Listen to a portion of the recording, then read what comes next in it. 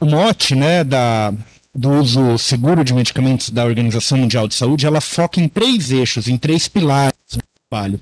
O primeiro deles é polifarmácia, tudo a ver com o que o Dr. Gilberto apresentou. Tá?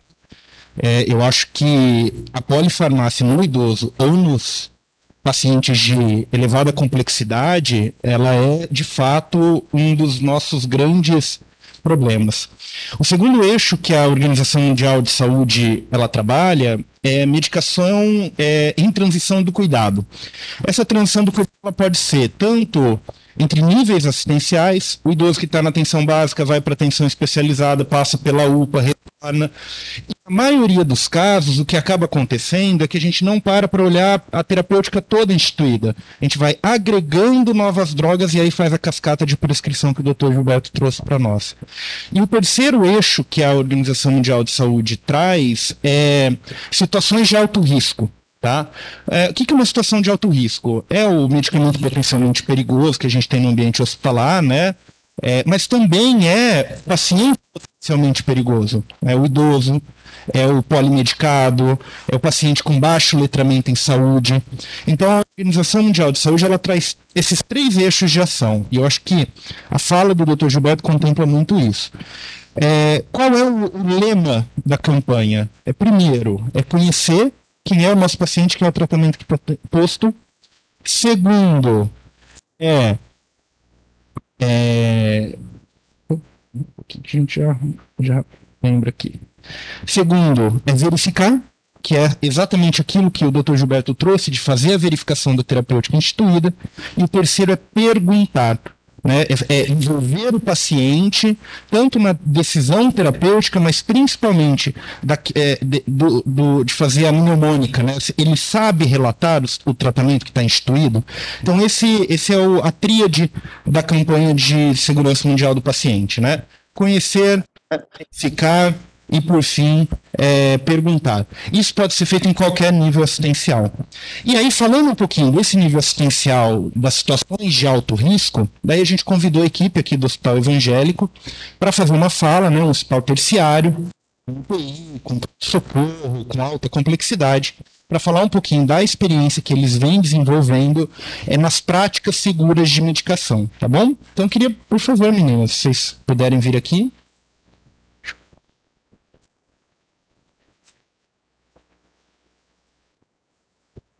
Vou trocar até o microfone aqui, que acho que a pilha tá dando uma falhadinha, tá bom? Fique à vontade. Eu vou colocar a apresentação para você.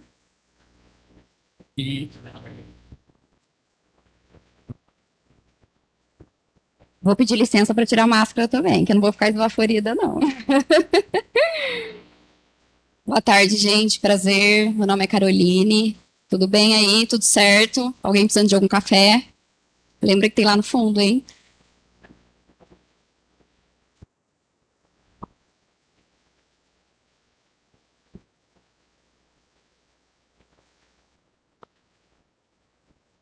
Estão me ouvindo bem? Então?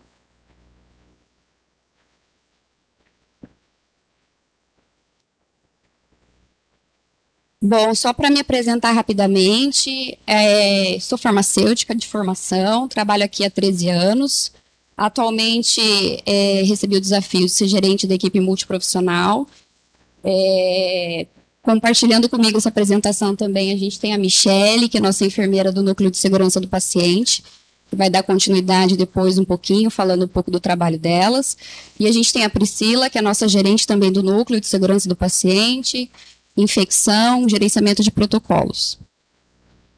O nosso tema, então, é para falar um pouquinho das nossas práticas e mostrar um pouco dos nossos indicadores de segurança no uso de medicamentos em ambiente hospitalar. Não sei se nessa posição aqui está bem para o pessoal de casa. Então, mostrando um pouco do que a gente faz de prática mesmo, tá? Eu trouxe coisas bem práticas da nossa rotina hospitalar. A gente tem feito várias campanhas internas para conscientização da equipe multi, equipe médica, com relação à cadeia terapêutica medicamentosa.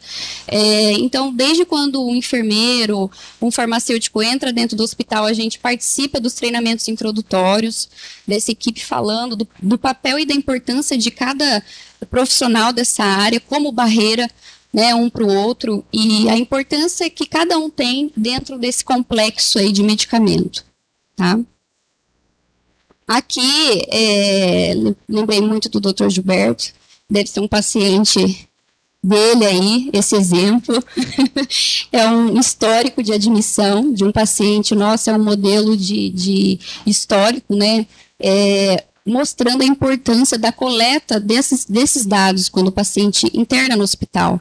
Então, é um paciente poliomedicado, provavelmente um idoso, e colaborando aqui com vocês, assim, passando um pouco da importância da enfermagem dentro desse contexto. A enfermagem acaba fazendo a admissão desse paciente, né, no posto de enfermagem, na UTI.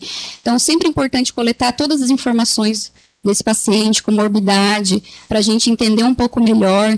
E aí, entrando a farmácia clínica também, para fazer a reconciliação medicamentosa, é fundamental, e é ali, realmente, nessas entrevistas que a gente pega muito erro, e às vezes até a gente encontra a causa raiz da internação dele, né? E aí, aqui com a reconciliação, a gente consegue evitar vários problemas de duplicidade, de paciente que é diabético, hipertenso, e às vezes está sem algum controle, e o farmacêutico consegue intervir, sendo uma barreira fundamental nessa etapa.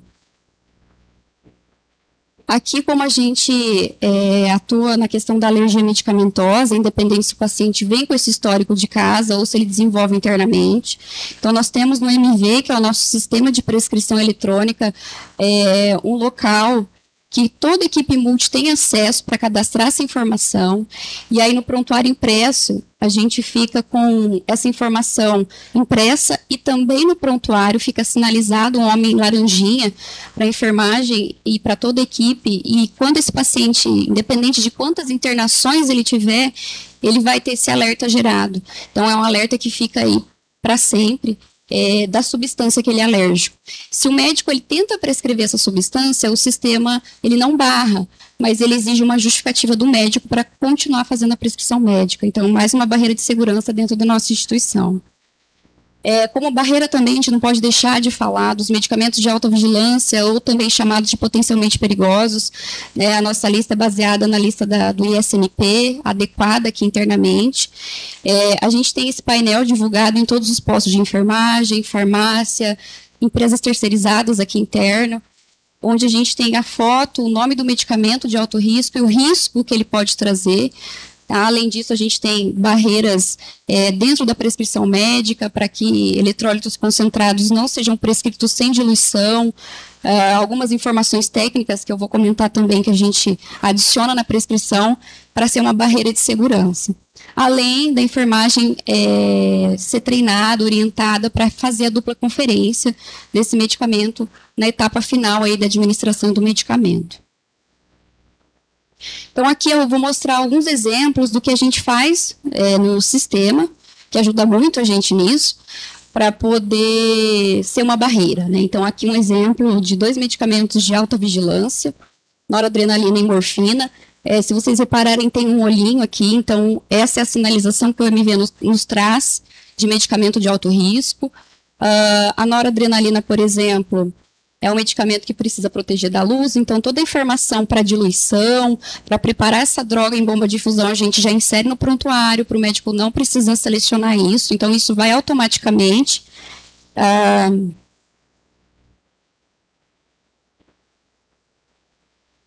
A gente tem também a morfina, que é um medicamento de alto risco, nós consideramos aqui de alto risco. Tem o risco da depressão respiratória e associado a outras drogas, a gente sabe do risco que esse medicamento pode trazer. Então, vem toda a informação necessária para a enfermagem preparar, a velocidade de infusão, se você pode fazer em bolos ou se precisa diluir, tá? Aqui, o que a gente também tem de informação no sistema, nós temos a nossa intranet, onde a gente também insere todas essas informações técnicas relacionadas ao medicamento. Então, isso fica com a equipe, os membros da comissão de farmácia terapêutica. Então, a responsabilidade dessas informações, da padronização de informação de medicamento aqui no evangélico é da comissão. Então, assim, se a gente precisar padronizar um medicamento novo, tudo é passado pela comissão, a gente faz avaliação, tanto técnica quanto com relação a essa questão de viabilidade para a enfermagem, se vai gerar alguma dúvida em dose, em preparo, reconstituição, enfim, tudo isso. E aí essa comissão, a gente atualiza esses nossos guias frequentemente, anualmente, e disponibiliza na intranet para consulta com esse iconezinho de informações farmacêuticas, para disponibilizar para toda a equipe médica, de enfermagem e quem precisa de acesso, né? Até a nutrição também tem acesso, porque a gente fez um guia para eles com relação aos medicamentos que são passíveis de uso via sonda. A gente tem gota, xarope, solução oral, e é passível de troca quando o médico faz alguma prescrição de medicamento comprimido, enfim, né? Numa via sólida que não é a melhor via para fazer via sonda de nutrição interal. Uma coisa importante, focando também com relação à pandemia, que foi um desafio para a gente, a comissão acabou sendo retaguarda na busca de alternativas de medicamento no desabastecimento. A gente sabe o quanto a gente sofreu com relação a isso, mas graças a Deus, frente a esse desafio, superamos, né, e conseguimos ter uma boa interface com a CCIH, a equipe médica, a equipe multi, para diariamente a gente estar avaliando o que a gente ia fazer, onde a gente ia priorizar o uso do medicamento, barrar no sistema para o médico não prescrever e priorizar o paciente que realmente precisava. Então, essa comissão ela vai muito, muito além daquilo de fornecer informação, né? Mas tentar ter toda essa ligação com relação a essas questões de medicamento dentro do hospital. Aqui, então, que a gente, mais alguns exemplos do que a gente coloca no sistema para ficar fácil para a enfermagem. Isso aqui é um antibiótico, né, é o colistimetato. Aqui, todos os antibióticos têm um controle dos dias de tratamento, então, quantos dias de tratamento esse paciente vai ter, para ter um controle lá na CCIH, e o médico auditor conseguir avaliar, né, todos esses medicamentos. O médico precisa justificar o uso dele, a gente já coloca a diluição, como tem que ser feito, volume, tempo. Nesse caso, o exemplo aqui que eu trago é a informação diferenciada de acordo com a via de administração, então pela via inalatória, pela via endovenosa, perdão, e pela via inalatória, como tem que ser preparado o medicamento. Aqui a gente consegue no MV também, farmacêutico é meio teizeiro, né? Os meninos estão aqui se virando uns 30. Então a gente consegue também fazer alguns testes no sistema e descobrir que dá para a gente usar muito mais do que a gente usa. E consegue separar essas informações por faixa etária. Então, por exemplo, o fluconazol, a gente consegue colocar informação de infusão pela faixa etária. Então, aqui na UTI neonatal e aqui no paciente adulto. Inclusive, a gente conseguiu criar frequências também diferenciadas para esse público de paciente, né? E aí isso tudo é vinculado lá na farmácia, na dispensação. Então esse medicamento ele é gerado para ser dispensado a cada 72 horas, então não corre o risco da enfermagem administrar ele todo dia, tá? Então aqui um exemplo aí de informação e vínculo cadastro no sistema. Aqui eu trago o exemplo da polimixina, que é um antibiótico que a gente usa muito na área hospitalar. A gente fez uma criação de cadastro diferenciado para dose de ataque e dose de manutenção. Então, quando o médico vai prescrever, ele já sabe que existe um item separado, que é a polimixina dose ataque, e aí ele prescreve na urgência esse medicamento, já vem com as informações de como tem que correr, né, com a diluição diferenciada, como a dose de ataque é uma dose mais concentrada e a polimixina tem um risco grande de causar reação adversa, a gente já fez com esse intuito, é uma das ações da Comissão de Farmacovigilância, tá, isso aqui. E aí vem a informação de infusão em 2 horas também, a gente sempre sugere para fazer em bomba de infusão e ter esse controle. Aqui o exemplo é a dose de manutenção na sequência, com a infusão podendo ser feita em 1 hora, uma diluição pela metade do volume. E aqui eu até circulei porque é um exemplo que, se passar pelo médico a questão do aprazamento, o farmacêutico clínico ele tem autonomia para alterar esse horário de aplicação, esse aprazamento, tá? Porque o sistema ele atrasa automaticamente, e se o médico não se atenta, a gente consegue ver isso junto com a enfermagem, já trocar o horário para ter o intervalo correto aqui de 12 horas, né, que é de 12 em 12, a gente já faz a alteração, e a enfermagem também não precisa se preocupar com isso, isso já vai dispensado aí pela farmácia no horário correto. Mais alguns exemplos de informação. A lactulose, né, um laxante que a gente pode usar via sonda. Então, quando é usado via sonda enteral, com as informações cadastradas para lavar a sonda e não correr o risco de obstruir. A fenitoína, um anticonvulsivante usado bastante na UTI. Então, a gente já deixa a opção da prescrição em miligrama, para não correr o risco também do médico, às vezes, prescrever uma ampola inteira. E as informações com relação à diluição, porque é um medicamento chatinho. Quem já trabalhou sabe que ele precipita fácil. Assim como também o Meronem, que é um antibiótico, né, que a gente tem a opção aqui no evangélico de fazer infusão e usar a via de administração por hipodermóclise, quando o paciente não tem acesso. Então, nós cadastramos lá na farmácia, né, a comissão de farmácia terapêutica fez todo esse trabalho, esse levantamento na literatura do que é possível fazer por essa via, e já deixou toda a informação vinculada no sistema também. Aqui é mais um projeto que a gente, com a pandemia, a gente nos fez sair da caixinha, né, e implantar a dispensação em dose unitária devido à falta de medicamentos no mercado, o preço abusivo. Então, um exemplo aqui de medicamento que a gente passou a manipular, que é a morfina, tá? Então, a gente tem feito a morfina lá na nossa capela, na nossa cabine de fluxo laminar. A gente já tinha uma área adequada para isso, toda validada, e a gente passou a manipular, cumprindo toda a questão da RDC 67, toda a legislação sanitária.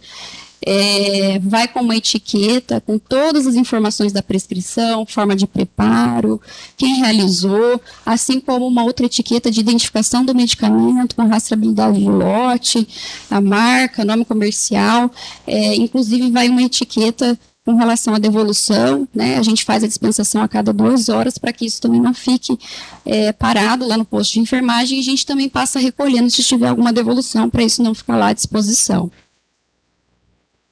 Aqui mais uma droga que a gente usa muito no hospital, que é a vancomicina, um antibiótico muito bom, mas infelizmente tem a questão da nefrotoxicidade que a gente precisa monitorar.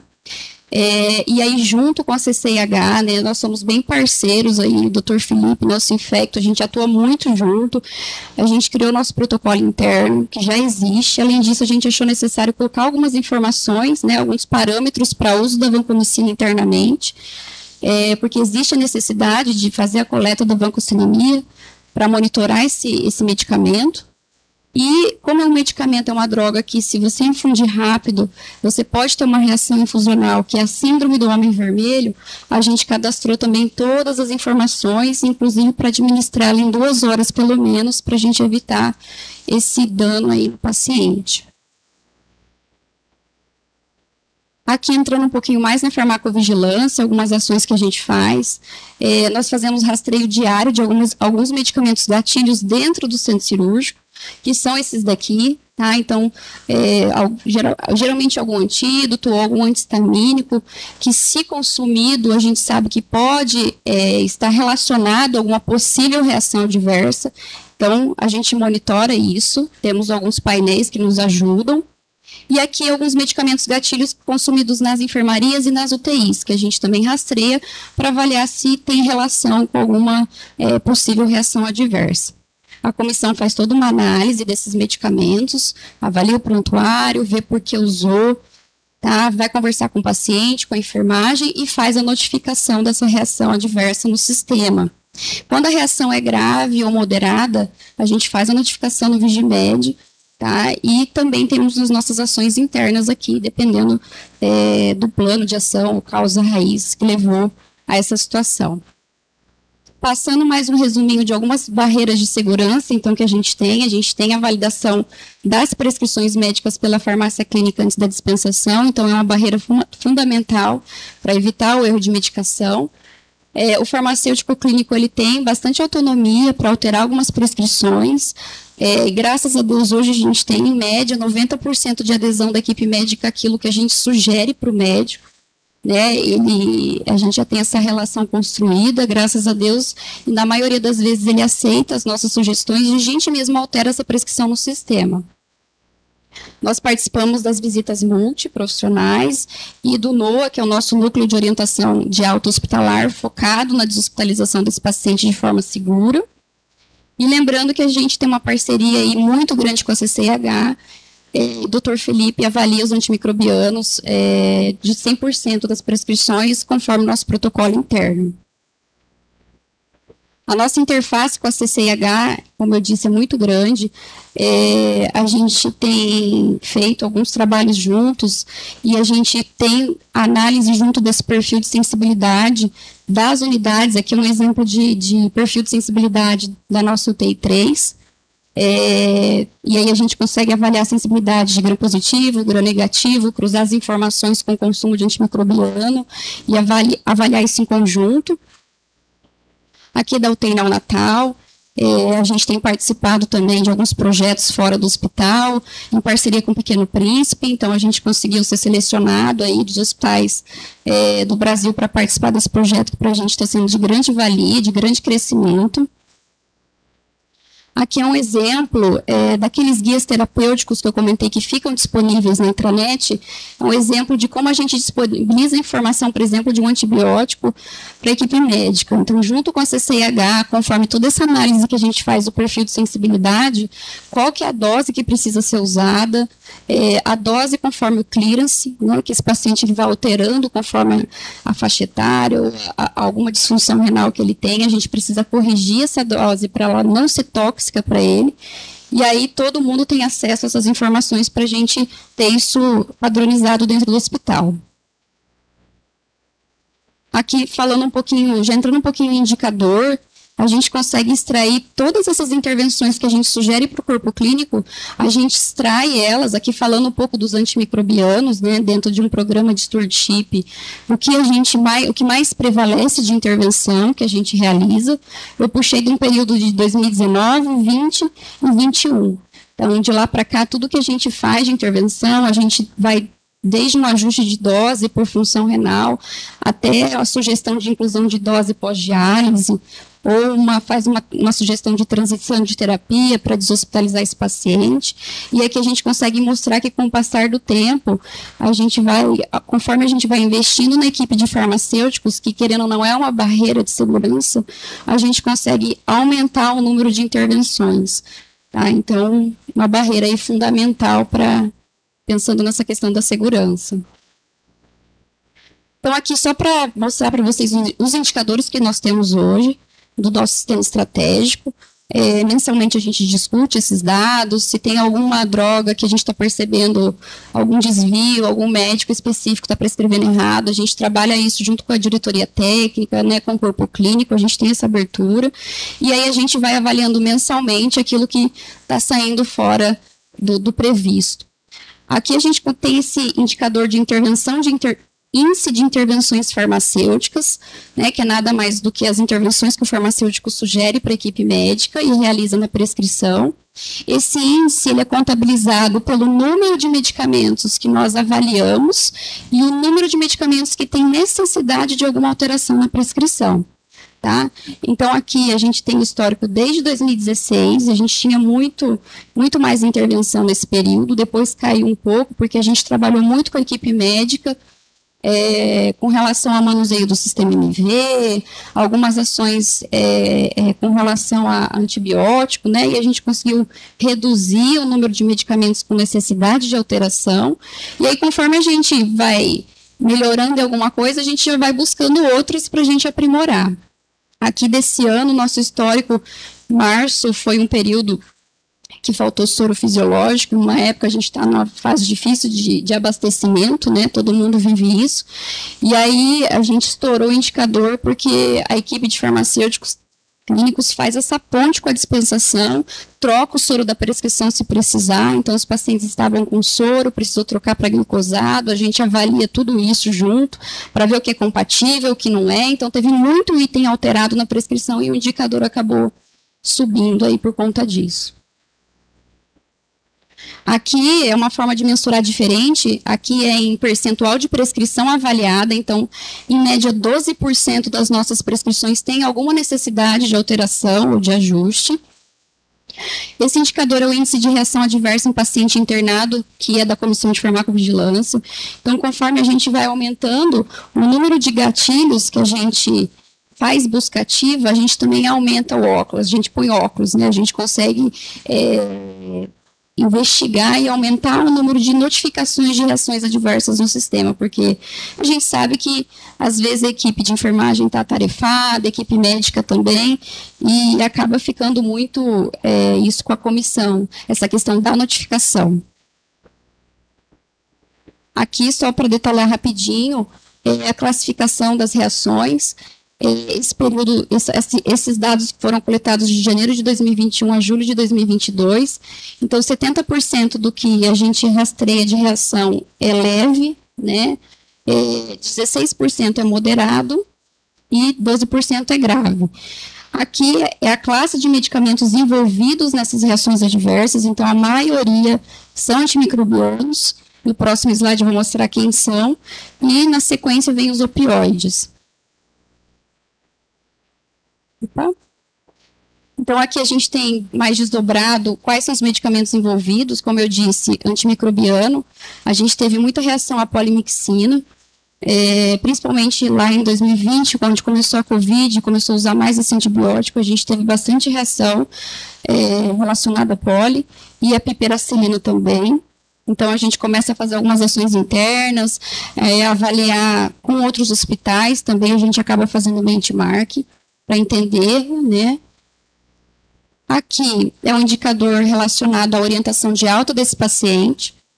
É um indicador que nós, após a pandemia, a gente retomou ele. Tem um público-alvo aí de pacientes que a gente tem trabalhado, que são os pacientes SUS, e a gente tem feito um trabalho bem legal com 17ª, a farmácia do município.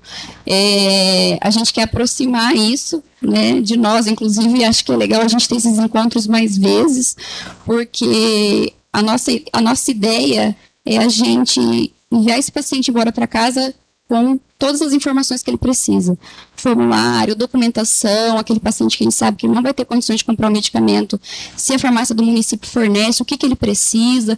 Então, a gente tem feito muito esse trabalho incisivamente no SUS para garantir essa transição do cuidado, porque ele saia daqui com todas as informações necessárias e resguardado, né, para poder garantir essa continuidade do tratamento dele.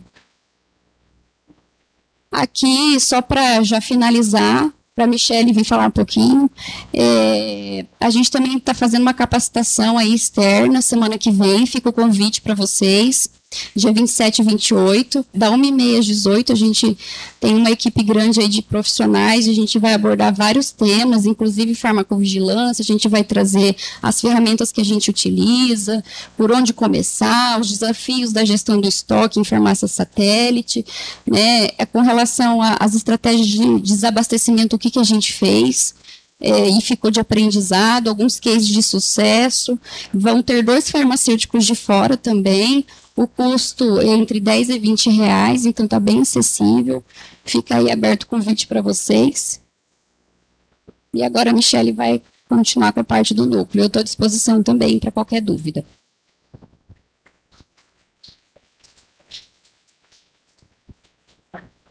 Eu vou tirar também, gente. Porque ainda mais de óculos, né? Máscara e óculos não dá muito certo. Então, boa tarde, eu sou a Michele, eu sou enfermeira do núcleo. E vou falar um pouquinho para vocês como que a gente faz esse gerenciamento de risco, né? Porque com tudo isso de barreira de segurança que a Carol colocou dentro do sistema, nosso hospital é um hospital terciário, né? Com pacientes graves, um sistema complexo e cheio de pessoas trabalhando. E a gente, infelizmente, temos eventos adversos e a gente precisa tratá-los da maneira correta. né? Então, aqui no hospital, a gente disponibilizou o modelo híbrido de notificação, né? Então, nos setores fechados, centro cirúrgico, UTI e o pronto-socorro, por causa do fluxo da rotina de trabalho, a gente colocou as caixinhas de notificação. Então, a gente tem as caixinhas disponíveis com cadeadinho e o formulário de notificação. A gente já orienta para eles que o que precisa colocar ali, o número de atendimento, a data e o que aconteceu. Breve, para não tomar muito tempo dele, que a gente sabe que a rotina de trabalho é corrido. A gente passa diariamente recolhendo essas notificações e passa para o nosso sistema de notificação. Nos outros setores, a gente tem o sistema estratégico, com um link criado dentro do PEP para facilitar. Então, quando ele está lá no setor dele, que identifica alguma notificação, ele consegue, dentro do PEP, já fazer essa notificação. Não precisa sair e entrar em outro sistema. E ele cai para a gente no sistema estratégico. Aqui também a gente facilitou, né? Tem alguns campinhos, 4 campos, que eles não precisam preencher. A gente fala assim, preenche o que vocês conseguirem do jeito, porque a gente usa a classificação internacional. Então, são 13 tipos, dentro de cada tipo tem mais outras ocorrências, e para eles não perderem tempo e não desmotivar essa notificação, a gente consegue mudar na hora da avaliação aonde que foi, qual é o setor correto, o tipo da ocorrência e a ocorrência. Então, o que a gente pede para eles? A mesma coisa do papelzinho. Colocar o número de atendimento correto, descrever e colocar a data. Que é na hora que a gente for fazer a avaliação dessa notificação, a gente muda os outros campos, né? Então, aqui ele consegue fazer a notificação, tanto se identificando, deixando à vontade para ele, ou fazendo anônimo, certo? Para facilitar ainda mais, a gente criou, já estamos na 3ª revisão, do Manual de Gerenciamento de Ocorrências. Está disponível, né, pela intranet e na nossa pastinha lá de papelaria, junto com outros manuais, que o que tem nessa daqui? Explicando o que é a segurança do paciente, quais são as classificações, então o que é uma circunstância notificável, o que é uma circunstância de risco, o que é um evento adverso com dano leve, moderado, grave e óbito. Como fazer essa notificação? Então, tem o passo a passo de fazer a notificação no sistema. Como que é o fluxo dessa classificação? Como é o fluxo de análise, né? Porque aqui no hospital a gente trabalha assim. O que for incidente até evento com dano leve é o setor responsável que faz a avaliação dessa ocorrência. O que for de dano moderado, grave ou óbito vem para o núcleo. Então, a gente chama o setor, avalia, e a gente vou descrever um pouquinho para vocês como que faz. Então, a gente faz junto com o pessoal do setor. E como que a gente avalia, faz essa análise dentro do sistema também, como que usa as ferramentas disponíveis dentro do sistema e como ele consegue visualizar, se ele se identificar, essa tratativa toda se decorrer da ocorrência dentro do sistema estratégico. Então, aqui, nós criamos um protocolo, né, um POP, de avaliação de evento adverso com dano. Então, quais são os passos, como que a gente faz? Para começar a fazer essa avaliação, quando a gente identifica que pode ser um evento com dano mais moderado, grave ou óbito, nós fazemos a cronologia para poder linkar os fatos com análise de causa, de nexo causal, né? E aí criamos um modelinho baseado no protocolo de Londres, né? Então eu tenho ali as identificações, então qual que é o evento, quando que foi, o número de atendimento, quem são as pessoas responsáveis por fazer a análise, quais os documentos que estão ali dentro, uma breve cronologia, quais são os problemas de cuidado da assistência, quais são os fatores contribuintes, quais são as melhorias que a gente propõe e o plano de ação também, que é o 5W2H. Dentro disso, quando a gente vê alguma fragilidade, a gente também faz um ofício levando para o médico ou para a gerência de enfermagem, pedindo análise e sugestão de melhoria ou pedindo análise daquele caso, né? Ah, não ficou muito bem descrito. Você pode me descrever? A gente já marca, coloca ali para ele fazer a devolutiva no e-mail, para a gente poder reanalisar o caso e ver realmente se aquele evento teve ou não o dano que a gente tinha classificado. Aqui eu trouxe um exemplo. Então, nós temos alguns indicadores, né, de segurança, erro de medicação, queda, lesão e falha na identificação.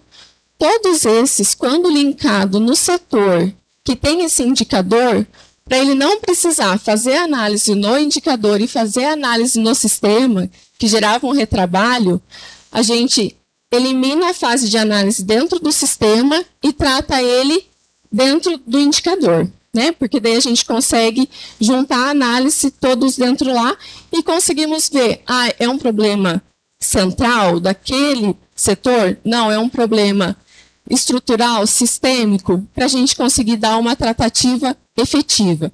Então, a gente tira essa parte da análise aqui do sistema e passa tudo para o indicador. Aqui eu trouxe para vocês o nosso ClickSense. Ele puxa todas as informações do nosso sistema estratégico. Então, a gente consegue ver quantos registros eu consigo classificar por mês, por tipo de ocorrência, por setor, se procede ou não, quantos que foram arquivados e quais foram os motivos, eu consigo puxar. Quais os tipos? Eu quero puxar quantos graves eu tive no mês, no ano. Eu consigo ver quais foram esses tipos. Consigo, foi medicação, foi relacionado a procedimento clínico. Qual foi o setor? Então, esse aqui ele consegue fazer um filtro. Como diz o Carlos, a gente consegue brincar com os filtros da maneira que a gente quiser extrair essa informação. E ali na abinha a gente tem uma fase analítica e tem um indicador, né? Eu falo que o Carlos, todo mundo fala que ama o Carlos, porque ele facilitou a nossa vida. Aqui consegue trazer todas as informações. E aqui a gente também tem os nossos indicadores. No indicador, a gente aqui no hospital tem um calendário chamado Progrida, que a gente faz análise de reunião de análise crítica, para ver os indicadores, para a gente conseguir analisar. E aí a gente tem o desdobramento. A gente tem o indicador de incidência, de erro de medicação, do núcleo, que é sistêmico, e temos dos setores. E aí a gente consegue, nessa análise, ver, peraí, tem um problema relacionado àquela fragilidade em um setor? Não. É no hospital inteiro, é sistêmico. Então, a gente consegue vincular todas essas ações do núcleo. Não, é pontual, é naquele setor. Então, a gente precisa direcionar nossos esforços só para aquele setor. Então, a gente consegue dar um direcionamento dos esforços. A gente não precisa ficar atingindo todos desnecessariamente. E quando a gente faz essa análise, eu acho que não é só aqui, em todos os lugares a gente tem problemas de comunicação, né? Por isso que a gente também criou o protocolo de comunicação efetiva para a gente poder melhorar essa comunicação. E aí a gente sempre fala do quê? Da técnica de readback, né? Na hora lá de uma situação de emergência, eu vou falar, olha, eu preciso de uma dipirona ou uma noradrenalina. É uma noradrenalina? Qual é a quantidade que você quer? Então, a gente orienta sempre a outra pessoa a devolver aquilo que ela entendeu, para a gente poder minimizar esses riscos. Aqui, então, dentro lá do clique, a gente consegue ter o parâmetro dos nossos indicadores. Aqui eu trouxe para vocês do erro de medicação. Então, a gente consegue ver a variável tanto por mês. E a gente também faz o benchmark com os outros hospitais, para saber como que a gente está e quais são as expectativas que a gente pode ter em relação. Porque não existe erro zero, né? Mas a gente precisa ter um mínimo aceitável para poder estruturar a nossa análise. Aqui dentro do clique, a gente também tem o analítico, que a gente consegue puxar aquele de um paciente. Por exemplo, teve uma reação alérgica. Será que já foi notificado? Ou não, a gente consegue puxar aqui e ver. Essa interface, quando a gente faz a notificação, porque a priori é uma suspeita de reação, a gente tem o auxílio da farmácia para a gente verificar, foi mesmo uma reação? ou foi um erro de medicação, né? Ou foi erro de prescrição. Então, a gente consegue fazer essa análise para poder atender melhor. E aí, com tudo isso, a gente finaliza com as nossas capacitações, né? Então, quando a gente faz a capacitação, a gente sempre gosta de fazer uma avaliação de aprendizagem para poder dar a devolutiva para o setor. Então, a educação corporativa ajuda a fazer essa devolutiva. Então, a gente criou esse relatório e a gente tem tanto o relatório geral quanto o relatório por setor, né? E a gente manda para o supervisor com o gabarito daquela questão que menos teve acerto, para eles saberem qual que é a resposta correta e o que estava de fragilidade, se é necessário a gente voltar no setor específico, ou se não, a gente vai ter que fazer um treinamento de novo sistêmico, porque aquela mesma questão teve a fragilidade em todos os setores. Então, é isso que a gente faz dentro do núcleo de segurança com relação à medicação. Obrigada.